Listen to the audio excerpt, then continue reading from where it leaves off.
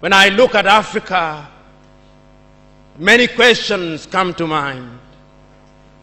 Many times I ask myself, what would happen if Mwalimu were to rise up and see what is happening?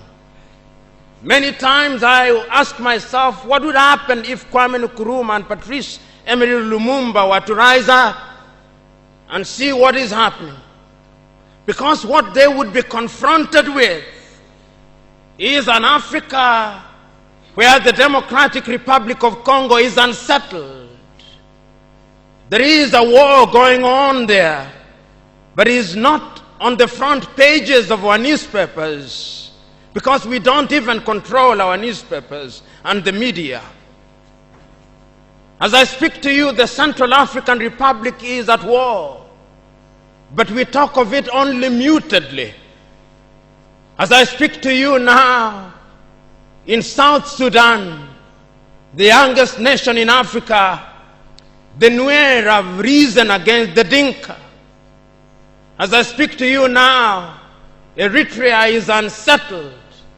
As I speak to you now, there is an ease in Egypt as there is an ease in Libya. In Niger, it is no better. In Senegal, in the Casamance, it is no better. In Somalia, it is no better. Africa is at war with herself. This is what they would be confronted with.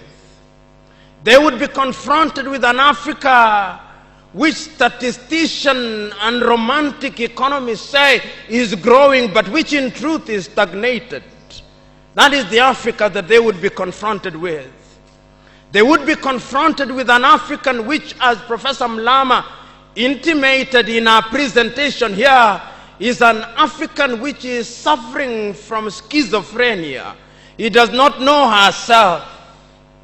They would be confronted with an African whose young men and women have no interest and low love for their continent. They would be confronted with an Africa where young men and young women are constantly humiliated at the embassies of European countries and at the United States of America as they seek the almighty green card.